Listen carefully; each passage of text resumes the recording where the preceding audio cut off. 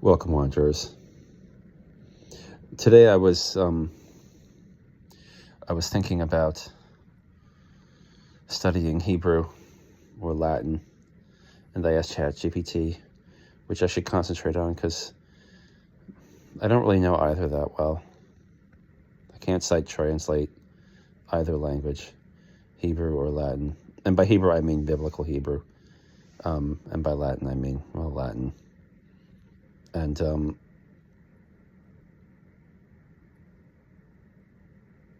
ChatGPT suggested that I study a word. Well, it suggested I could concentrate on either one, but I said I don't think I have the time to do that. So it said, well, why don't you do this? In the morning, spend 3 minutes on one Hebrew word, and then at midday, study on a phrase or a sentence in Latin that uses the Latin word for the Hebrew word that I studied that morning, and sit with that for 3 minutes. And then in the evening, write out a sentence in English that somehow incorporates both, or whatever the word was in Hebrew and Latin, talking about it.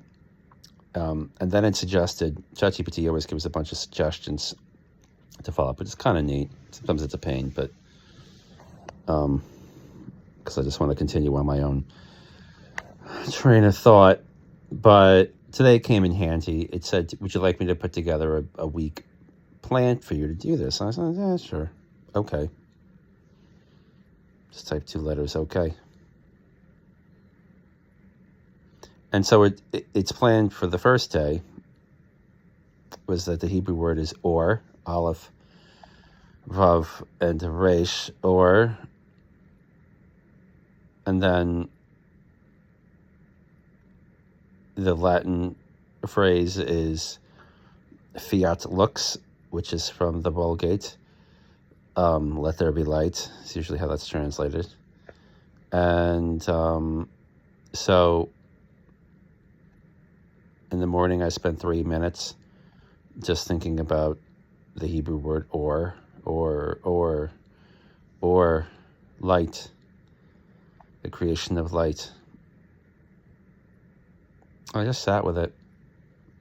I didn't try to think about, I need to be able to sight translate the entire books of the prophets and be a biblical scholar who knows everything about biblical Hebrew.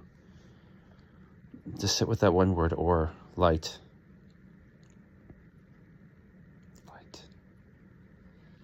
And then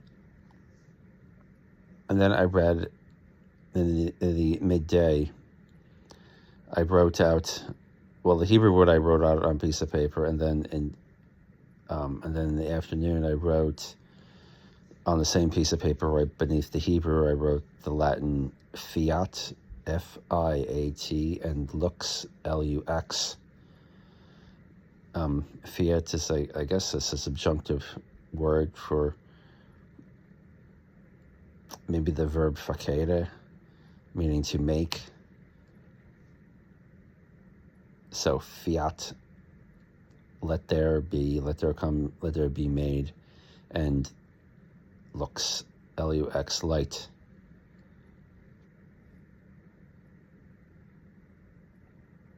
Let there be light.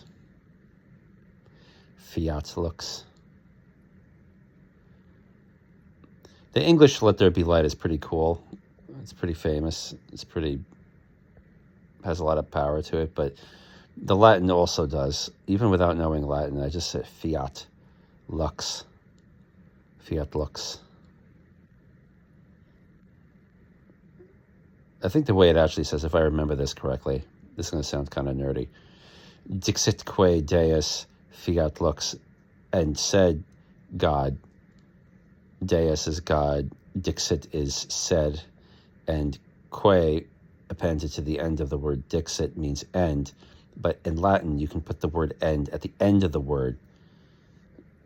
So to do it literally translated into English, it would be said and God, which makes no sense in English. You can't even not even stretching it. I can save that in English. But in Latin, it's quite common. Dixitque Deus, fiat lux. It sounds so majestic. Latin's a very majestic language. If I try to read it too quickly or jump into something that I'm not really that familiar with, like the writings of Julius Caesar or Cicero or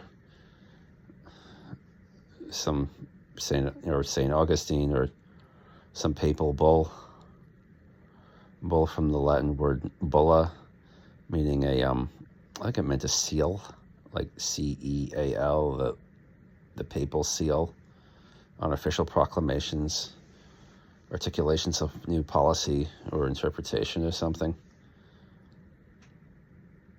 It's called a papal bull. If I just jump into those and start reading it like, yes, I'm going to sit here and pretend to be like Thomas Aquinas, some learned man who just reads Latin. Of course, I'm kidding myself. I'll just drown and I'll get frustrated. I'll say this is stupid. But if I just focus on that, fiat lux dixitque Deus, fiat lux, and that's all I had to do today. So saith ChatGPT. Or, in the Hebrew, and fiat lux in the Latin. And I feel like I'm doing something. I'm becoming educated. Feels good. Thank you. But I haven't gotten to the end of the day part where I'm supposed to write a sentence.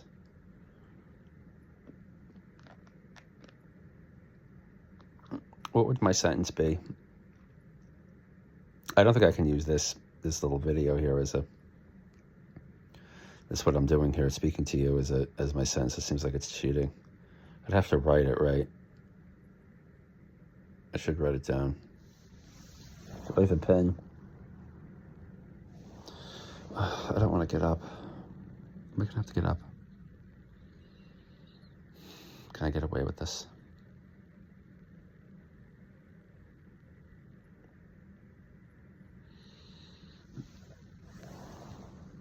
I don't want to stop the video.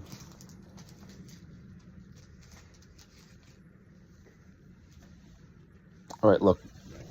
I'll speak it, but it will be like writing it while speaking it. You ready? But what was I going to write about it? Shakespeare has a line about light. It's his line. It's from a play called Love's Labour's Lost, where he uses the word light 4 times in one line, each time with a different meaning. Light seeking light doth light of light beguile. And it has something to do with using light as a kind of knowledge. That to seek the light of something is to seek the knowledge of it. To uncover things mysterious. To discloak them. Light is used a lot in the Bible as both the source of all life and the source of all knowledge. Yes, that's my sentence.